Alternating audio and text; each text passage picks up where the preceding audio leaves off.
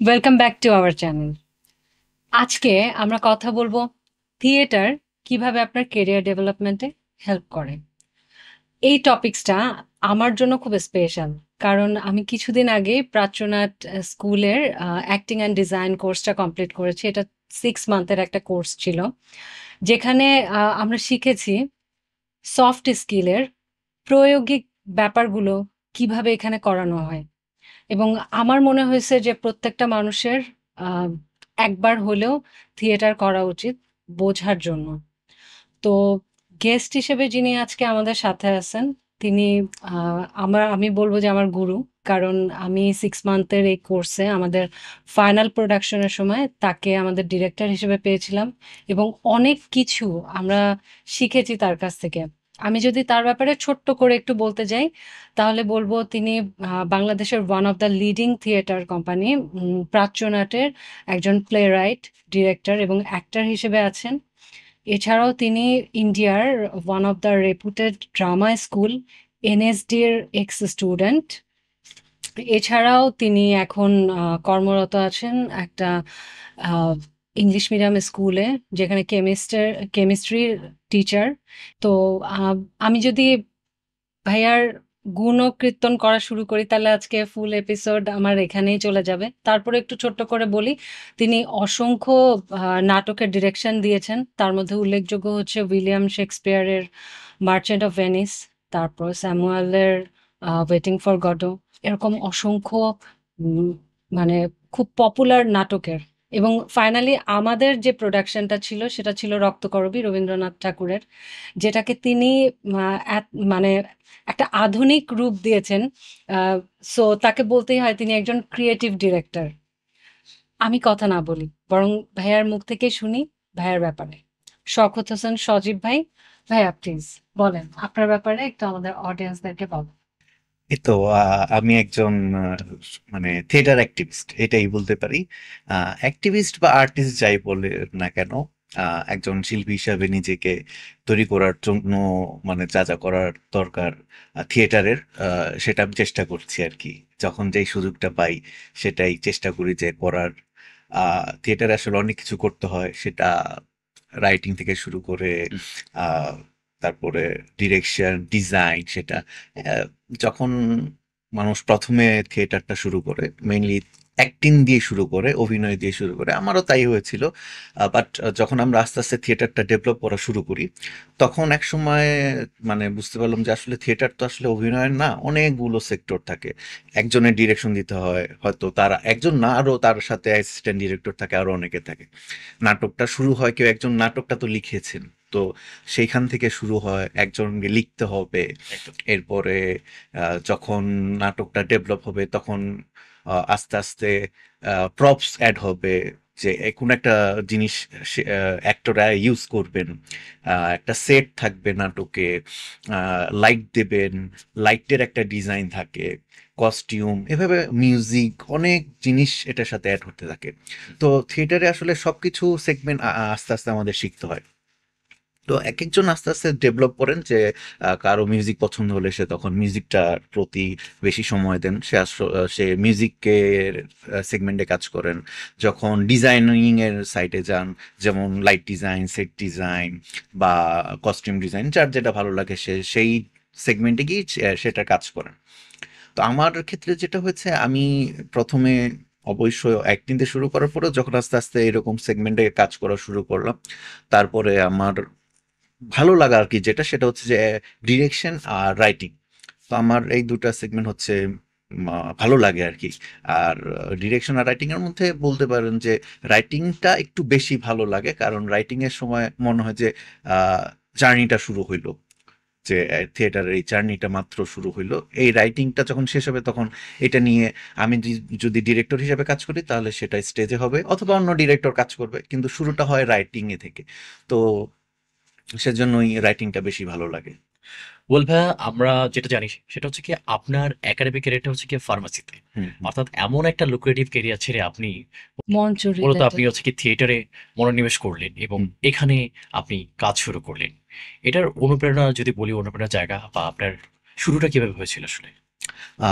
আমি আমার জার্নিটা শুরু হয় আমি যখন এইচএসসি পাশ করি তখন আচ্ছা। ঠিক ওই সময়টা আর কি এইচএসসির সময়টা থেকে হুম, তখন ত্রয়ী থিয়েটার নামে একটা সংগঠন ওয়ার্কশপ শুরু করে থিয়েটারের। তো সেখানেই প্রথম ওয়ার্কশপ করে এবং থিয়েটার জার্নিটা শুরু। এরপরে তখন থেকে ভালো লাগা। এরপর প্রথম যখন মঞ্চে উঠি মানে একদম ভালো লাগা হচ্ছে ছয় সাত মাস রিহার্সেল শেষে হুম। যখন আমার নামটা হচ্ছে আচ্ছা নাটকের নামটা হচ্ছে দুবলো ডাঙের চর। সেই নাটকে আমি একটা ছোট্ট ক্যারেক্টার করেছিলাম।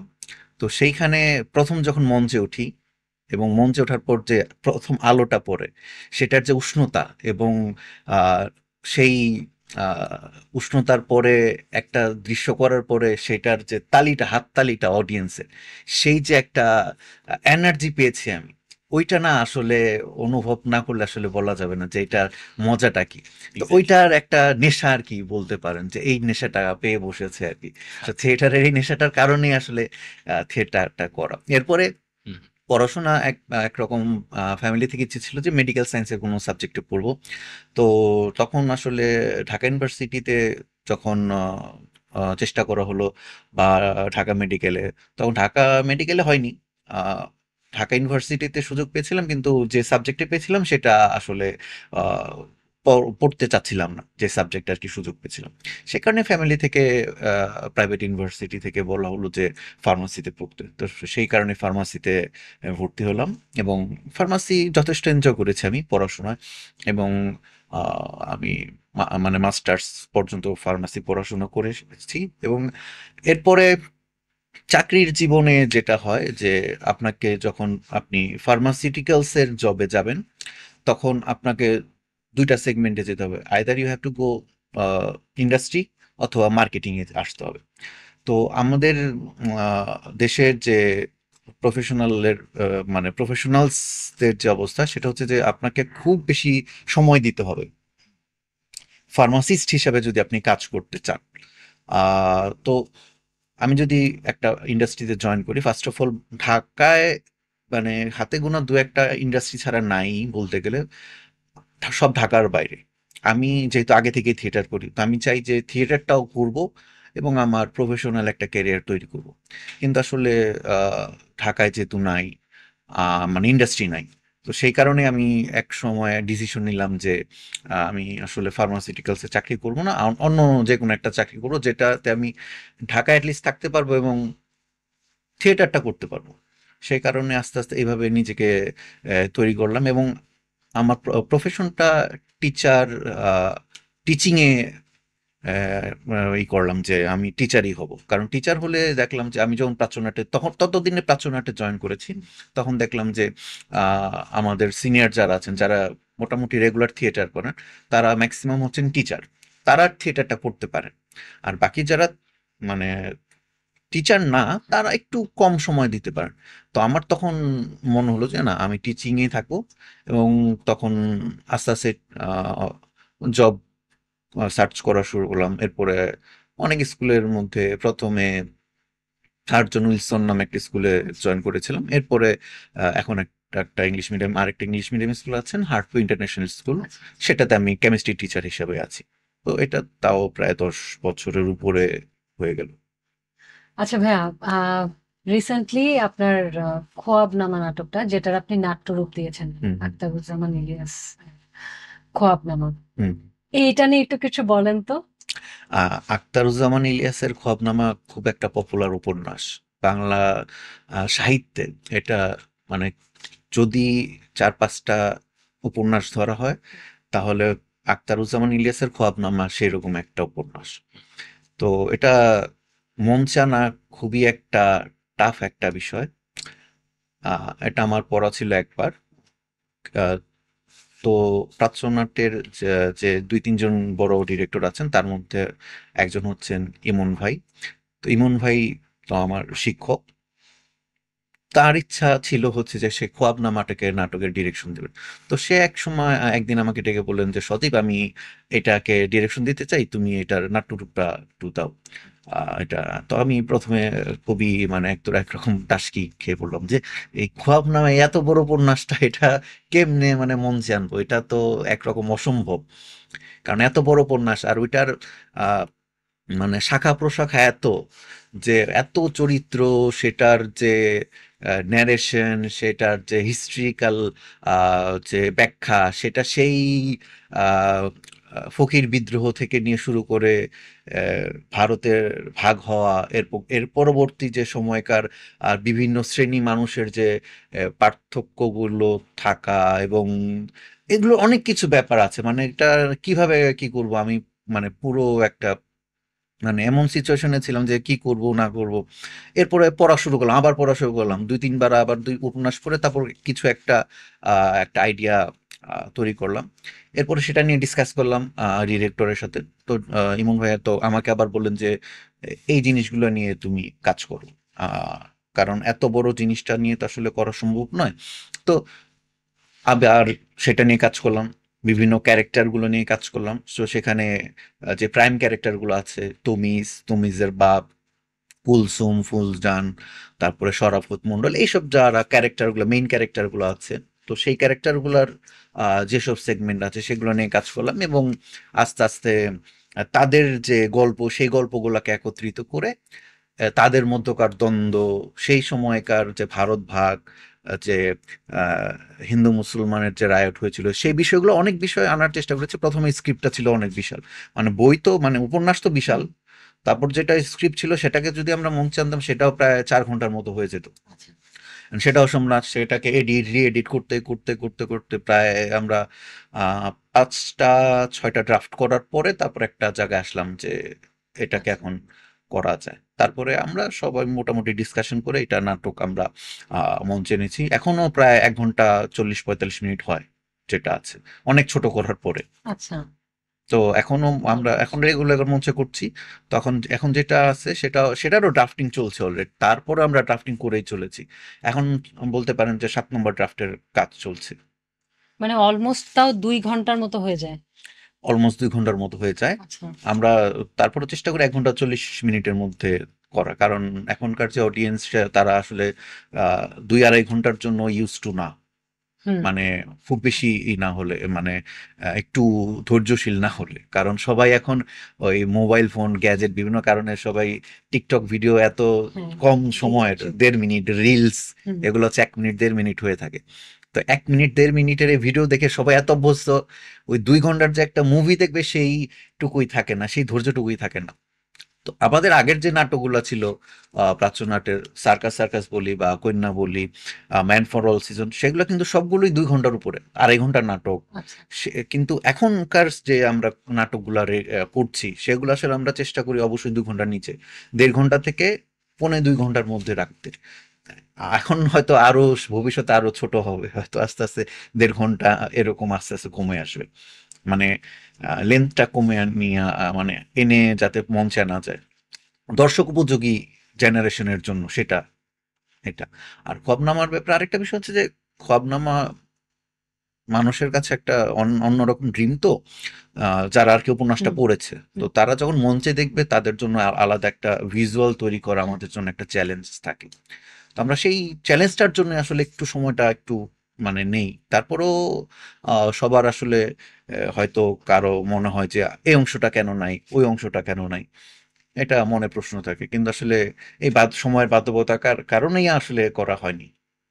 তারপর আমরা চেষ্টা করি ভালো মতো করার, যতটুকু সম্ভব হয় আমাদের সামর্থ্য সময় এসব অনুযায়ী।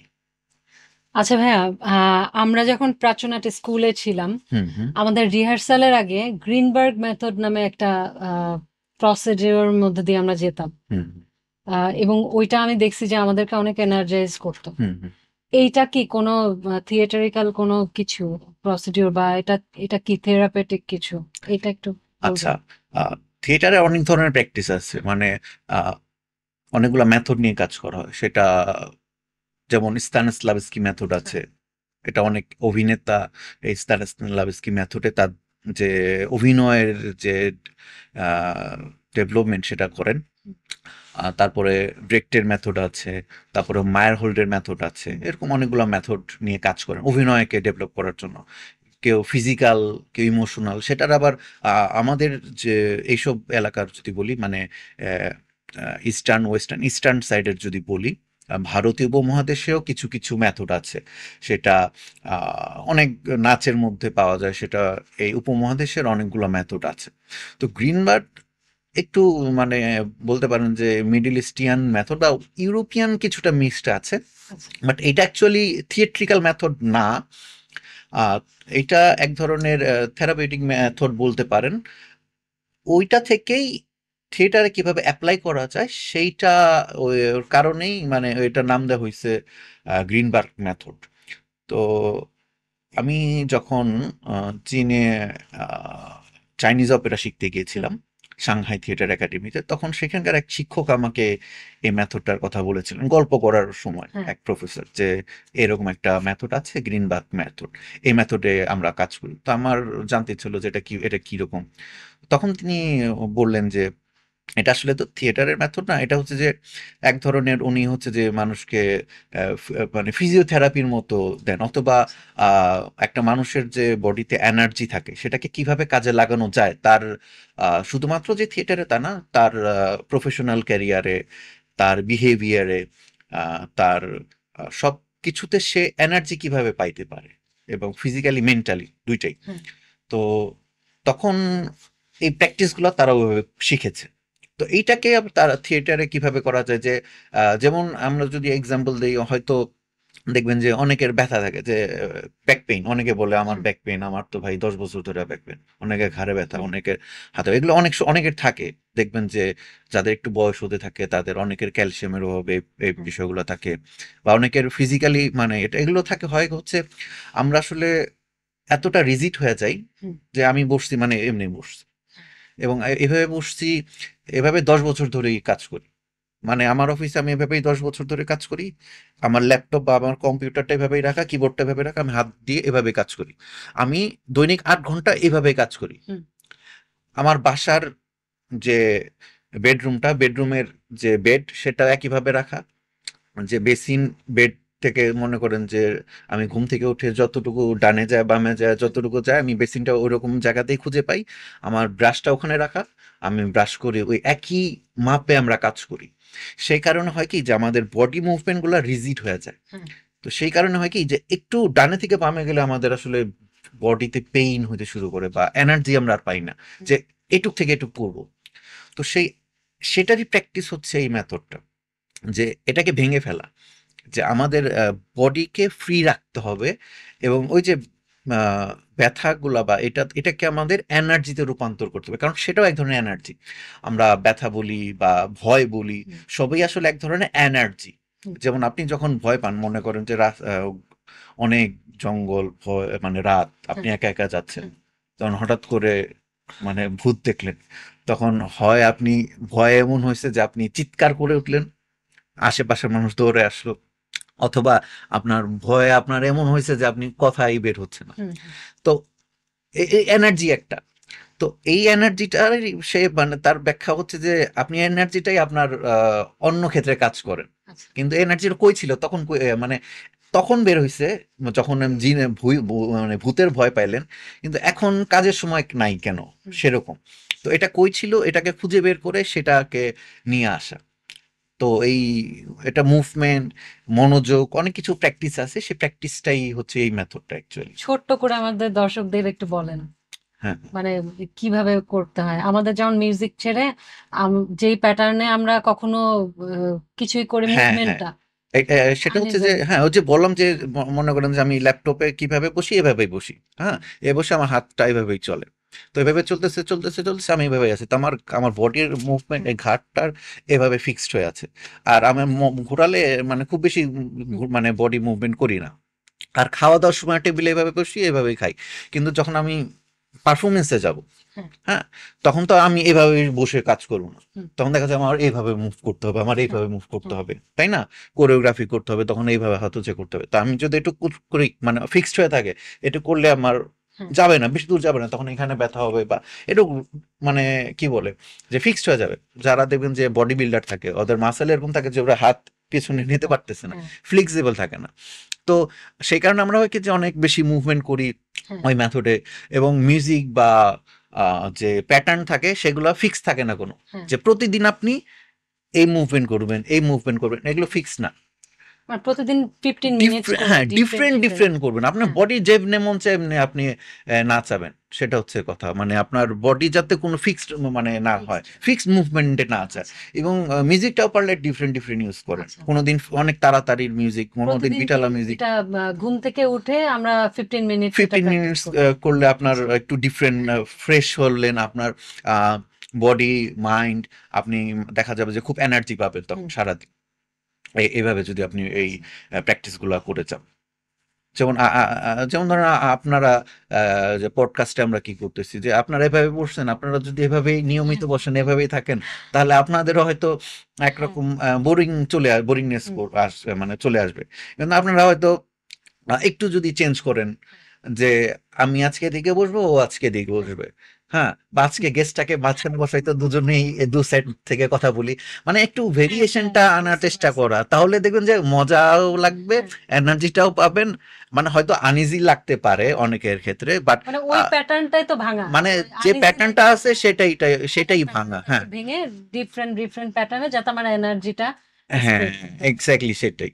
ওইটাই আমরা মানে প্র্যাকটিসটার মধ্যে রাখি। আচ্ছা ভাইয়া, ওই যে চাইনিজ অপেরার কথা বলছিলেন, হুম, আপনি তো ওখানেও গেছেন সাংহাইতে। হ্যাঁ, সাংহাই। চাইনিজ অপেরাতে আপনি আপনি এখানে একটা ওয়ার্কশপ অ্যাটেন্ড করেছেন। হ্যাঁ, ওটা হচ্ছে যে ওদের সাংহাই থিয়েটার একাডেমি, ওটা হচ্ছে চীনের সবচেয়ে বড় নাটকের ইউনিভার্সিটি, আচ্ছা সাংহাই থিয়েটার একাডেমি। তো ওদের সামার স্কুল প্রোগ্রাম থাকে, ওখানে ওরা স্কলারশিপ দেয় আচ্ছা 1.5-2 মাসের মতো চাইনিজ থিয়েটার শেখার জন্য, হ্যাঁ চাইনিজ থিয়েটার তো না, চাইনিজ অপেরা শেখার চাইনিজ জন্য। অপেরা। তো সেটাতে আমি অ্যাপ্লাই করেছিলাম, সেটাতে গিয়েছিলাম আর কি সুযোগ পেয়ে।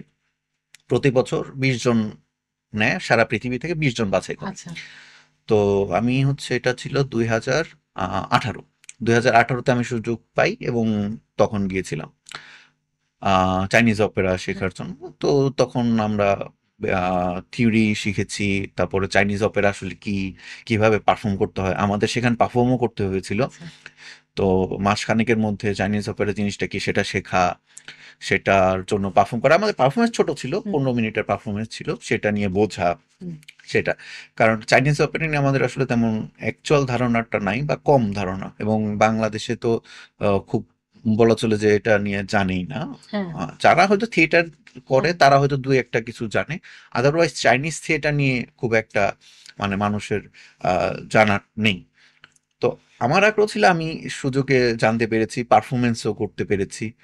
তো সেখানে চাইনিজে ডায়লগস দিতে হয়েছে। হ্যাঁ এটা কিভাবে, আপনি চাইনিজ ভাষা কি পারেন? না, না, চাইনিজ ভাষা পারতাম না। আমাদের সেখানে ট্রেনার ছিল। সো আচ্ছা ট্রেনার ওই মুখস্থ করিয়ে দিয়েছেন যে আচ্ছা এইটুকু বলতে হবে, এইটুকু বলতে হবে। তো আমার সমস্যা ছিল, আমাদের হচ্ছে যে 20 জনকে 3টা টিমে ভাগ করে দেওয়া হুম হয়েছিল। 3 টিমের 3টা 15-15 মিনিটের 3টা নাটক হুম করতে হয়েছিল।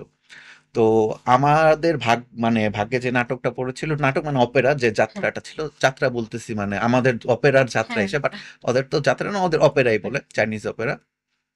আহ, আমাদেরটার নাম ছিল কনফুসিয়াস ডিসাইপল। আচ্ছা ওদের তো খুব বিখ্যাত হচ্ছে কনফুসিয়াস এর যে দার্শনিক ফিলোসফি থাকে, আচ্ছা দার্শনিক ওকে তার।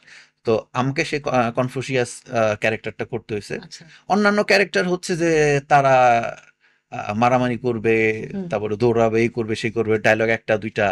আর আমার ক্যারেক্টার ছিল ইয়া বড় বড় ডায়লগ দিতে হবে, ফিলোসফি ঝাড়তে হবে। হ্যাঁ আমি তো চাইনিজ মানে 2-3 লাইন শিখতে শিখতে আমার দাঁত ভেঙে গেছে, এমন অবস্থা। আর বাকি সবাই আমরা সবাই এনজয় করেছি ওই সময়টা।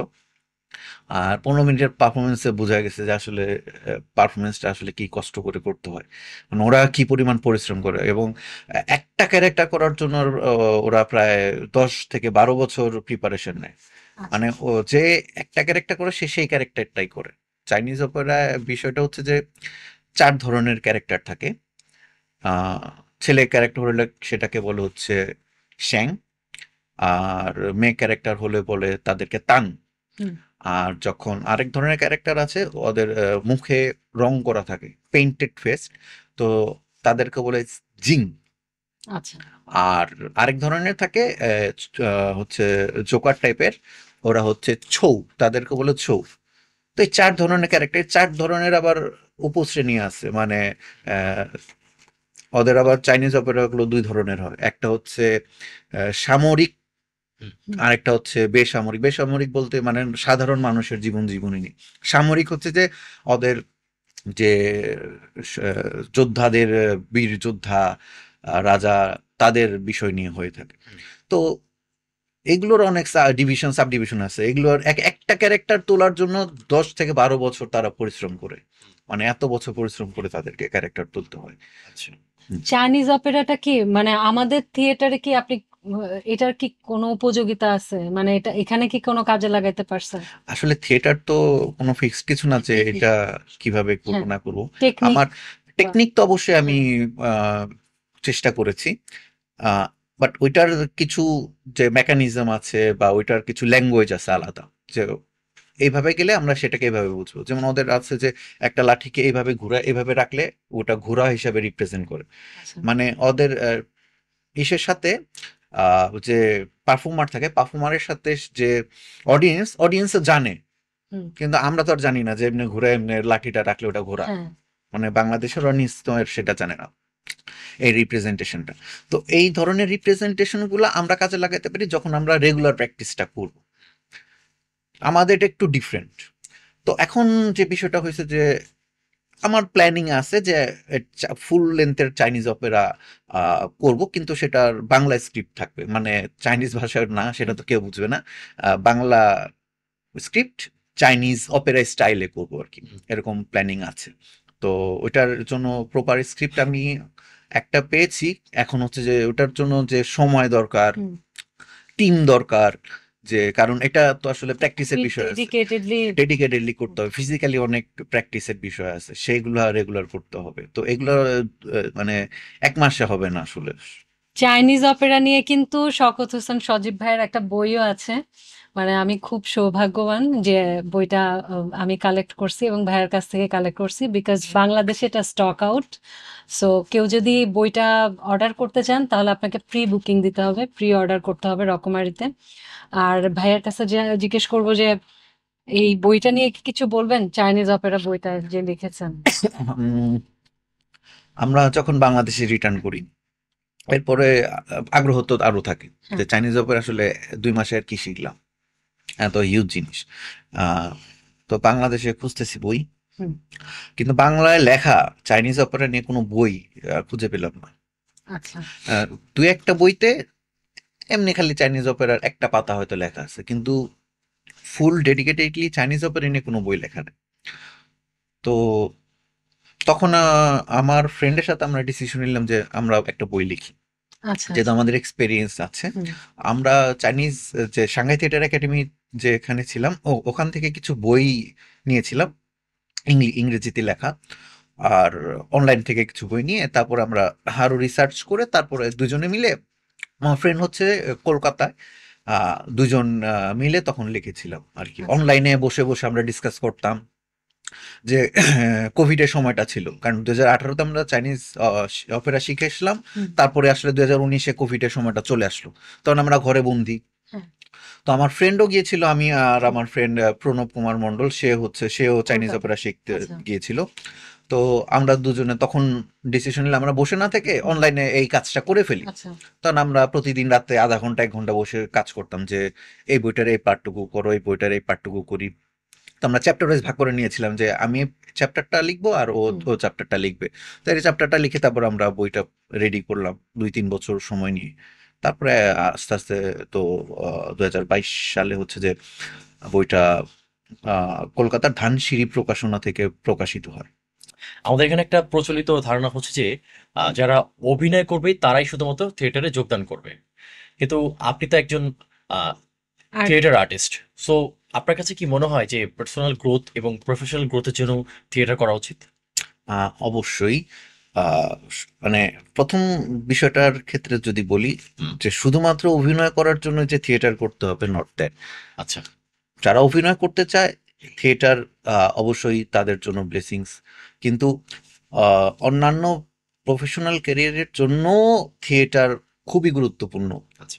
কারণ যারা মানে অন্যান্য প্রফেশনে আছে, যারা থিয়েটার করেন, তারাই একমাত্র বুঝতে পারবেন আসলে তাদেরকে কতটুকু বুস্ট আপ করে। আপনি অনেকগুলো অ্যাডভান্টেজ পাবেন। অ্যাডভান্টেজ বলতে আপনার প্রফেশনাল ক্যারিয়ারে আপনি তখন অন্যদের থেকে অনেক আগে চলে যাবেন। কারণ আপনার যে এনার্জি লেভেল বলি বা আপনার চিন্তাধারা বলি, সেগুলো আপনি অন্যদের তুলনায় আপনার অনেক ডেভেলপ থাকবে। কারণ আপনার অনেক কিছু তখন ডেভেলপ হয়ে আসবে। আপনি যখন থিয়েটারের অনেক কিছু শিখে আসবেন, তখন আপনার অলরেডি অনেক কিছু আপনি ডেভেলপ। কারণ আপনি যখন একটা সমাজে বড় হন, তখন সমাজের কিছু প্রচলিত ধারণা নিয়ে আপনি চলেন যে এই বিষয়গুলো এরকম, এটা এরকম, বা ধর্মীয় বলি, সামাজিক বলি বা কালচারাল বলি, মানে আপনার কিছু ধারণা থাকে যেটা আপনার মাথায় ফিক্স থাকে। তো সেগুলো নিয়ে আপনি প্রফেশনাল মানে কাজেও আপনি সেগুলোতে জয়েন করেন। সেই কারণে হয় কি যে আপনার ডেভেলপমেন্ট ওইরকম হতে থাকে। কিন্তু আপনি যখন আর ৫টা মানুষ থেকে আলাদাভাবে থিয়েটার করে আসেন, একটা থিয়েটার রিলেটেড ট্রেনিং করেন, তখন আপনার কিছু তখন কিন্তু আপনার চিন্তাধারাটা এরকম থাকে যে বিষয়টা আসলে সমাজ বা সব প্রচলিত ধারায় যেরকম দেখছে আসলে সেটা না, আরো অনেক কিছু আছে। মানে আমি যদি শুধুমাত্র এই ডান দিকের চিন্তা করি, আমি বা দিকের চিন্তা করি না। কিন্তু একজন থিয়েটার আর্টিস্টের কিন্তু ডান দিকের চিন্তা, বা দিকের চিন্তা, এটার টেক্সট বলি, সাবটেক্সট বলি, সবকিছু নিয়ে তারপরে চিন্তা করতে হয়। কারণ তার অনেক কিছু অবজারভেশন থাকে। তো অবজারভেশন যখন সে একজন আর্টিস্ট হিসেবে অবজার্ভ করে, তখন অনেকগুলা ক্যারেক্টার অবজার্ভ করে যে তারা কিভাবে কথা বলে, তাদের চিন্তাধারাটা কি। তো সে আসলে বুঝতে পারে, তার মেন্টাল গ্রোথ অন্যরকম হয়ে যায়। তো যখন আপনি একটা অফিসে থাকবেন, তো আপনি যখন থিয়েটার করে আসছেন বা থিয়েটার ট্রেনিং করেছেন, তখন কিন্তু আপনি অন্যভাবে অবজার্ভ করবেন। আপনার অবজারভেশন তো তাড়াতাড়ি হয়ে যাবে। মানে একটা মানুষকে আপনি তাড়াতাড়ি স্ক্যান করতে পারবেন। আপনার বস বলেন বা আপনার অধীনস্থ যারা কাজ করবে, আপনার নিচে যারা কাজ করবে, তাদেরকে আপনি বুঝে ফেলবেন যে ওকে কিভাবে হ্যান্ডেল করতে হয়। কারণ আপনি যখন থিয়েটার করবেন, তখন আপনি জানেন যে ডিরেক্টর থাকে, অ্যাক্টর থাকে, এবং তাদের মধ্যে একটা টিম বন্ডিং থাকে। টিম বন্ডিং না হলে থিয়েটারটা হয় না। তো আহ, ঠিক একইভাবে অফিসেও যখন আপনি জব ফিল্ডে বলেন বা বিজনেসে বলেন, আপনি যখন এগুলো করবেন, তখন আপনাকে টিম ওরিয়েন্টেডই কাজ করতে হবে। তখন হয়তো আপনার উপরে কেউ থাকবে, নিচে কেউ থাকবে। তো তাদেরকে কিভাবে আপনি ম্যানেজ করবেন, তো তখন আপনার অবজারভেশনটা বলি, আপনার কনসেন্ট্রেশনটা এভাবে থাকবে যে ওনার সাথে আমি এভাবে কথা বলবো, অটোমেটিকলি চলে আসবে। তখন আপনি প্রফেশনালি ওভাবেই ডেভেলপ হয়ে যাবেন। আপনার ক্যারিয়ারও দেখবেন যে আপনি অনেক বুস্ট আপ হয়ে যাবেন। এবং আমাদের গ্রুপে তো শুধুমাত্র টিচাররা না, অন্যান্য অনেক ফিল্ডের আছেন। ডাক্তার থেকে বলেন, পুলিশ বলেন, লয়ার বলেন, মানে অনেক ফিল্ডের আছে। তো তাদের সবার মানে যদি আপনি জিজ্ঞাসা করেন, সবাই এক বাক্যে বলবে অবশ্যই থিয়েটারের কারণে আমার জব ফিল্ডে অনেক আগে বাড়ানো। ইভেন আমার ক্ষেত্রে বলি, আমি যেহেতু টিচার, তো আমি আমার ক্ষেত্রেও আমি অনেক মানে এগিয়ে আছি শুধুমাত্র থিয়েটারের জন্য। আচ্ছা। কারণ আমি নিজেকে প্রেজেন্ট করতে পারি, আমার যে ক্লাস নেওয়ার আর যে ধরনটা, সেটা অন্যদের থেকে একটু আলাদা হয়। আমি চাইলেই হাসতে পারি, কাঁদতে পারি, সব টিচাররা তো আর সেটা পারে না। তারপরে আমি মানে ড্রামার সাথে জড়িত থাকি, ড্রামা যে ক্লাব থাকে স্কুলে সেটা। তো বাচ্চাদের সাথে নাটক হলে তাদের সাথে আলাদা একটা রিলেশন তৈরি হয়। তো মানে বিষয়গুলো হচ্ছে যে অবশ্যই আপনি যখন অ্যাক্টিং শিখবেন, সেটার জন্য তো থিয়েটার খুবই দরকারি জিনিস। বাট এটা শুধুমাত্র না, অন্যান্য যে কোনো প্রফেশনে আপনি যখন থিয়েটারটা করবেন বা শিখবেন, আপনি হয়তো থিয়েটার প্র্যাকটিস না করলেন, বাট ওইটা শিখলেন, তখন এটা আপনার প্রফেশনাল লাইফে খুবই খুবই কাজে দেবে। গ্রেট। আচ্ছা ভাইয়া, আরেকটা জিনিস সেটা হচ্ছে যে আমরাও যখন ক্লাস করছি, স্কুল হুম। করছি, তখন দেখছি যে ফিজিক্যাল ওয়ার্কআউট করতে হয়। তারপর মেন্টালি তো একটা মেন্টালিও ফিটনেসটা খুব ইম্পর্টেন্ট। হুম। এইটা একটু ব্যাখ্যা করবেন যে যখন থিয়েটারে ফিজিক্যাল এবং মেন্টালি কিভাবে হেলদি থাকা যায়, এটা যখন ট্রেনিংটা করায়, হুম। হুম। তখন এটা আমাদের প্রফেশনাল বলেন বা পার্সোনাল লাইফে বলেন, এটার যে একটা পজিটিভ ইম্প্যাক্ট হুম। কিভাবে পড়ে, এইটা যদি আমাদের দর্শকদেরকে একটু বলতেন। থিয়েটারের এক ধরনের মানে আমরা প্র্যাকটিসটা করি যে ভোকাল অ্যাক্টিংটা আমরা শিখি। এরপরে মানে যেটাকে আমরা যে আঙ্গিক অভিনয়ের মধ্যে পড়ে। হ্যাঁ। তারপরে হচ্ছে যে এই যে আপনি যদি ভোকালটা আপনার যদি ভালো হয়, হুম। আপনি যদি কথা বলতে পারেন, আপনার ভোকালটা যখন ভালো হবে অটোমেটিকলি তখন কিন্তু আর আশেপাশের 4টা 5টা মানুষ আপনাকে এভাবেই নোটিস করবে। আচ্ছা। তখন আপনার কথাটা ভালো মতো শুনবে। আর যখন আপনার ভোকাল নরমালি থাকবে, আপনি একটু ইন্ট্রোভার্ট টাইপের যদি এমনি থাকেন, কথাবার্তা যদি মানে খুব মানে হুম। জোরালো ভাবে না বলতে পারেন বা স্পিচ ক্লিয়ারিটি না থাকে, কি বলতে চাচ্ছেন সেটা বুঝায় বলতে না পারেন, তাহলে তো মানে আপনার এভাবে পিছায় পড়বেন। হুম। তো এই একটা বিষয় গেল। এরপর আপনার বডি নিয়ে আমরা কাজ করি। হ্যাঁ। বডির অন্যান্য যে মুভমেন্টের কথা হুম। একটু আগে বলছিলাম, যে বডি যদি আপনার ফ্লেক্সিবল থাকে তাহলে আপনি যে কোনো কাজ স্পিডি ওয়েতে করতে পারবেন। হুম। ম্যানেজমেন্টের কাজ বলি, আপনার মেন্টালি যখন আমরা আহ, এই রাখি, মানে ফুল কনসেন্ট্রেটেড থাকি হ্যাঁ। এবং আমাদের কনসেন্ট্রেশন থাকে যে একটা কাজ নিয়ে, হ্যাঁ। এবং আমাদের এরকম থাকে যে আমি যে একটু এই কাজটা ধরেছি তার মানে আমি এই কাজটা শেষ করব। হ্যাঁ। তো রাইট। এরকম যদি আমার মেন্টালিটি থাকে, থিয়েটারে কিন্তু এরকম যে আমরা আমাদের টার্গেট নিয়েই আমরা প্র্যাকটিসটা এভাবে করি হুম। যাতে আমাদের এই কাজটা ওই টাইম লাইনের মধ্যে শেষ হয়। হুম। তো এই কমিটমেন্টটা ঠিক রাখা হয়।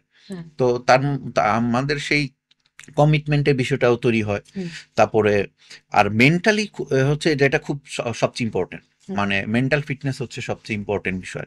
কারণ আপনি যদি মেন্টাল ফিটনেসটা মানে ক্যারি না করতে পারেন, তাহলে আপনি প্রফেশনে মানে শান্তি পাবেন না, আপনার ঘর সংসার ঠিক মতো হুম। আপনি করতে পারবেন না। কিন্তু আপনি যখন থিয়েটার করবেন, আপনি মানে কনসেন্ট্রেশনে কাজ করবেন, আপনি আপনার মেন্টাল ইস্যু নিয়ে কাজ করবেন। হ্যাঁ। আমরা ইয়োগা করি, হ্যাঁ। আমরা অনেক ধরনের প্র্যাকটিস করি মানসিকভাবে হেলদি থাকার জন্য। হেলদি থাকার জন্য, মানে অভিনয়ের হুম। ক্ষেত্রে, হ্যাঁ। যাতে আমরা ফোকাসটা ঠিক মতো ফোকাসটা করা। ঠিক রাখতে পারি, অভিনয়ের সময় মনোযোগটা রাখতে পারি। আহ, মানে লাস্ট যে খোয়াব নামার শো হয়েছিল, হ্যাঁ।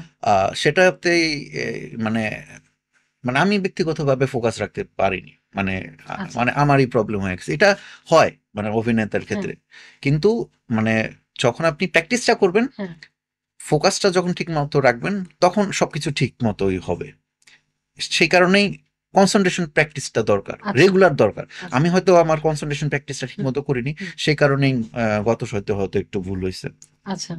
তো এরকম কনসেন্ট্রেশনে নিয়ে আপনি যখন ফোকাস থাকবেন, বা আপনি হুম। যখন এই মনোযোগটা ভালো মতো প্র্যাকটিস করুন, যে আপনার মনোযোগটা যাতে ঠিক মতো থাকে, আপনি মেন্টালি কুল থাকবেন, মানে আপনি উত্তেজিত হয়ে যাবেন, এক্সাইটেড হয়ে হুম। যাবেন। অনেকে দেখা যায় যে এক্সাইটেড হয়ে হুম। যাচ্ছে, সেই কারণে যেমন আহ, যারা অনেকে হোস্টিং এর কাজ করেন, হ্যাঁ। হুম। দেখা যায় যে যখন 1000 মানুষের সামনে গিয়ে হ্যাঁ। হোস্টিং এর কাজ করে, দেখা যায় প্যানিক। অনেকের প্যানিক হয়, মানে পা কাঁপতে থাকে, হ্যাঁ। হাতে একটা হুম। নিয়ে হাত এভাবে কাঁপতে থাকে। সবার দ্বারা হয় না, হ্যাঁ। কিন্তু অনেকে আছে যে স্টেজে উঠে সুন্দর মতো করে যাচ্ছে, হুম। কারণ তখন মেন্টালি একটা প্রেশার কাজ করে।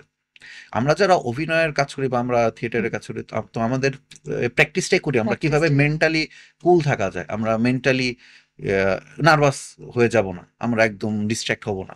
মানে দর্শক অনেক হাজার দর্শক থাক আর 500 দর্শক থাক, ইট ডাজেন্ট ম্যাটার। আর আমরা তো মানে হুম। মঞ্চের তো অনেক ধরনের কাজ হয়, এর মধ্যে হুম। পথনাটক নিয়ে আমরা যারা কাজ করি, এটা তো অনেক মানে বড় বড় অভিজ্ঞতা আছে আমাদের, যে আমরা দেখা যায় যে ঢোল বাজায় একটা রাস্তার পাশে বা একটা পার্কেই হ্যাঁ। 100-200 মানুষ হ্যাঁ। জড়ো করে ফেলি, হ্যাঁ। তো আমাদের পথনাটক। বৃত্তাকারে দর্শক ঘিরে ফেলে। হুম। তো আমরা তখন একটা বর্ডার লাইন ক্রিয়েট করে আমরা নাটক করি, সেটা অনেক ধরনের নাটক করি। তো ওসব নাটকে তো দেখা যায় মানুষ চুপচাপ দেখতেছে, আবার কখনো কখনো ডিস্ট্র্যাক্ট করে। হুম। দেখা যায় যে আপনি একদম আপনার মানে চোখ থেকে অডিয়েন্সের দূরত্ব 2 হাত, 2 হাতও না, মানে এক হুম। হাত। অনেকে আপনি যখন গান গাবেন আপনার সাথে গানের গলা মিলাবে, অনেকে অন্য গান গাবে, হ্যাঁ। অনেকে টাটা দেবে, মানে আপনাকে ডিস্ট্র্যাক্ট করার চেষ্টা করবে, হ্যাঁ। কিন্তু আপনি তখন ওই মজাটা যখন পেয়ে যাবেন এবং আপনি যখন ফোকাস থাকবেন, তখন আর এগুলো আপনার চোখে আসবে না। অটোমেটিকলি তখন এগুলো সব মানে হ্যান্ডেল হয়ে যাবে, ইম্প্রোভাইজ করে ফেলি আমরা এই সিচুয়েশনগুলো। মানে থিয়েটার অ্যাক্টিভিটিস গুলি এমন থাকে যে আপনাকে ফিজিক্যালি এবং মেন্টালি স্টেবল হতে বাধ্য। হ্যাঁ, অবশ্যই। এবং এটা আমাদের দেখা যাচ্ছে যে এটা আমার ক্ষেত্রে আমি দেখছি যে পরবর্তীতে আমার প্রফেশনাল লাইফ বলেন বা আমার পার্সোনাল লাইফ, এটা একটা পজিটিভ ইম্প্যাক্ট ফেলছে। অবশ্যই অবশ্যই। হ্যাঁ। ওকে, সিক্সথ। আচ্ছা। হ্যাঁ, আরেকটা জিনিস সেটা হচ্ছে যে আপনি এনএসডি থেকে ন্যাশনাল স্কুল অফ ড্রামা, হ্যাঁ। ইন্ডিয়ার একটা কি বলবো মানে খুবই রেপুটেড এবং ফেমাস একটা ড্রামা স্কুল। এখান থেকে প্লে রাইটের উপর পড়াশোনা করছেন। হুম। তো বাংলাদেশে এরকম অনেকেই আছে যাদের জন্য এটা ড্রিম। কেউ যদি এখানে অ্যাপ্লাই করতে চায়, প্রসিডিউরটা কি? আহ, এখন আসলে ওই অর্থে প্রসিডিউরটা হচ্ছে যে আসলে আমি যেটা করেছি প্লে রাইটিং কোর্সটা হ্যাঁ। করেছি, আর ওদের মেইন কোর্সটা হচ্ছে অ্যাক্টিংয়ের কোর্স, যেটা 3 বছরের ডিপ্লোমা কোর্স। আচ্ছা। সেটার জন্য হচ্ছে যে সরকারিভাবে অ্যাপ্লাই করা লাগে। আহ, তো ওইখানে ওই ইউনিভার্সিটির নামটা সিলেকশনে দিতে হয়। মানে আচ্ছা। সরকারিভাবে বাংলাদেশের যে ওয়েবসাইট থাকে, ইন্ডিয়ার ওয়েবসাইটে, হাই কমিশনের ওয়েবসাইটে, সেটা একটা নির্দিষ্ট সময় অ্যাপ্লিকেশনের আচ্ছা। জন্য আচ্ছা। সময় দিয়ে মানে এই বলে যে অ্যাপ্লাই করা, এই সময়টা অ্যাপ্লাই আচ্ছা, করা যাবে। সময় মেনটেন করে দেয় এবং সময় কোর্সটা মেনটেন করে অফার করে। কোর্সটা অফার করে সেই সময় আচ্ছা। ওইটা অ্যাপ্লাই অ্যাপ্লাই করা লাগে সেই সময়টায়। তো ওই সময়টা অফার ওই করলে আপনি যখন সবগুলা কি বলে যে আপনার রিকোয়ারমেন্ট ফুলফিল করবে, আপনি যদি অ্যাপ্লাই করেন তাহলে আহ, অনেকগুলা ধাপে পার হইতে হবে, তারপরে আসলে মানে সুযোগটা মেলে। তো আমার ক্ষেত্রে যেটা হয়েছে যে আহ, ওই প্লে রাইটিং এর আবার আলাদা ধরনের রিকোয়ারমেন্ট থাকে। তো আমি অনেকগুলা স্টেপ পার করে তারপরে আর কি ফাইনালি আচ্ছা। 20 জন যাদের নেয় তাদের মধ্যে একজন ছিলাম আর কি। আচ্ছা। তো বাংলাদেশ থেকে রিসেন্টলি খুব একটা এখন অ্যাপ্লাই করে না, আর খুব একটা হয় না। তো ওরাও অফার করে না মনে হয় ওরকম খুব একটা। ওরকম করে আচ্ছা। নেয় না আর কি, আচ্ছা বা আচ্ছা। অফার করে না। আর সেই মানে আগের অনেক এনএসডিএন আছে বাংলাদেশে, হ্যাঁ। যারা মানে এখন খুব নামি দামি এবং খুব ভালো, হ্যাঁ। এবং ঢাকা ইউনিভার্সিটি বা বড় বড় বিশ্ববিদ্যালয়ের শিক্ষক, আচ্ছা। নাট্য কলা বিভাগের শিক্ষক বা থিয়েটার অ্যান্ড পারফরমেন্স স্টাডিজ বিভাগের শিক্ষক। আহ, আহ, আমি প্লে রাইটিং এই এনএসডি থেকে আসলে মূল যে শিক্ষাটা সেটা এনএসডি থেকেই শিখেছি প্লে রাইটিং এর। আচ্ছা। Well, খুব দারুণ একটা সফর ছিল আপনার, মানে সম্পূর্ণ আপনার এই আহ, মঞ্চের কথা বলি, হুম। সব মিলিয়ে আপনার মানে আপনার ধারণা, আপনার পড়াশোনা, আপনার সফর জার্নি পুরোটা খুব দারুণ ছিল এবং ভেরি ইন্টারেস্টিং এবং ভেরি প্র্যাকটিক্যাল। এই ব্যাপার সবগুলো মিলে আসলে খুবই ভালো লাগলো, তাই না? খুব। খুবই ভালো লাগলো এবং নতুন নতুন অনেক বিষয় সম্পর্কে জানতে হ্যাঁ। পারলাম এবং আমার মনে হয় এই ধরনের পডকাস্ট তো বাংলাদেশে নেই বলে চলে, বা খুব কমও হয় হুম। এরকম ডেপথে আলোচনা। তো যারা দেখবেন, অর্থাৎ মানে যারা দর্শকরা দেখবেন, তারা নতুন করে অনেক কিছু জানতে পারবেন এবং তাদের চিন্তাধারা অনেকটাই খুলে যাবে। থ্যাঙ্কস, আপনি আজকে আমাদের সাথে সময় দিলেন এবং অনেক ভালো ভালো কিছু কথা বলেন, খুব ভালো লাগলো। Thank you. আমারও খুব ভালো লাগলো আপনাদের সাথে আসলে অংশগ্রহণ করে এই পডকাস্টে। আহ, আশা করবো যারা শুনছেন তারা মানে থিয়েটারে সংযুক্ত হবেন। থিয়েটার যে থিয়েটার করতে হবে নট দ্যাট, সেটা দর্শক হিসাবে হোক জি। বা যেভাবে হোক থিয়েটারের সাথে সংযুক্ত হবেন। তাহলে আসলে থিয়েটার ইন্ডাস্ট্রি যেটা আছে সেটা আসলে বড় হবে। বাংলাদেশের থিয়েটার ইন্ডাস্ট্রি আসলে খুবই ছোট, কিন্তু খুবই উঁচু মানের, কারণ সবাই আসলে স্যাক্রিফাইস করেই থিয়েটারটা করে। হুম। এবং আহ, এটা খুবই উঁচু মানের থিয়েটার করি আমরা, অন্যান্য দেশের তুলনায় যদি বলি আমরা খুব উঁচু মানের থিয়েটার করি। রাইট। তো সবার দর্শকদের বলবো আপনারা থিয়েটার দেখতে আসবেন রেগুলার, তাহলে আসলে খুব এনজয় করবেন। একদম সেটাই। হুম। আচ্ছা। থ্যাংক ইউ সজীব ভাই আপনাকে। মানে কিভাবে আপনাকে আমি থ্যাংক ইউ জানাবো এটা আমি স্পিচলেস। কারণ আমাদের এই 6 মাসের কোর্স কারিকুলামে আমাদের একটা জার্নি, মানে একটা অংশ ছিল পথনাটক করা। তো ওইটা ছিল হচ্ছে শিল্পকলার যে মূল থিয়েটার, এটার সামনের স্পেসটাতে। তো আমরা আর কি একটু পরে পারফরমেন্সে যাব, বসে আছি, দেখলাম যে কেউ একজন এসে সিঁড়ির ফ্লোরেই বসছেন। তো আমি খুব অবাক হয়ে চিন্তা করছি যে উনি কে, মানে এত বিনয়ী, এইভাবে ফ্লোরে বসতেছে। তো পরে গিয়ে দেখলাম যে আমাদের যখন ফাইনাল প্রোডাকশনের জন্য ডিরেক্টর হিসেবে পরিচয় করে দিল সজীব ভাইকে। তো এত বিনয়ী, মানে আমার মনে হচ্ছে যে যদি বিনয়ী জিনিসটার কাইন্ডনেস এর কোনো ফেস থাকতো তো আমি বলতাম যে এটা হচ্ছে সজীব ভাই। তো মানে সেই জন্য সেই জায়গাটা থেকেও আমি তার কাছে খুব গ্রেটফুল যে ভাইয়া আজকে আসছে। এত ব্যস্ততার মধ্যেও। আর ভাইয়া একদমই প্রচার পছন্দ করে না, সো ফ্রন্টে আমি তাকে দেখিই না। অনেক রিকোয়েস্ট করে তাকে আজকে আমি আনছি, কারণ আমার মনে হয়েছে মানুষের জানা উচিত হুম। কেন থিয়েটার করবে, থিয়েটারটা তার পার্সোনাল লাইফে, প্রফেশনাল লাইফে কিভাবে পজিটিভ ইম্প্যাক্ট ফেলতে পারে, হুম। জানার জন্য, বোঝার জন্যই আজকে আমার এই এপিসোডটা। আমি আশা করি সবাই যুক্ত হবে, দর্শক হিসেবেই হোক আর অংশগ্রহণের মাধ্যমেই হোক, যেভাবেই হোক, কারণ আমাদের মঞ্চটাকে আমাদের টিকায় রাখতে হবে আমাদের জন্য। Right. মঞ্চ সবসময় সমাজের কথা বলে, মানুষের কথা বলে, জীবনের কথা বলে। তাই আমাদের যদি একটা মানে রুচির দুর্ভিক্ষ, এই জায়গাটা থেকে যদি আমরা পরিত্রাণ পেতে চাই, তাহলে অবশ্যই আমাদেরকে মঞ্চটাকে বাঁচায় রাখতে হবে। তাই সবাইকে যুক্ত হইতে হবে এই মঞ্চের সাথে। থ্যাংক ইউ সবাইকে, thank you for watching. Thank you, অনেক অনেক ধন্যবাদ।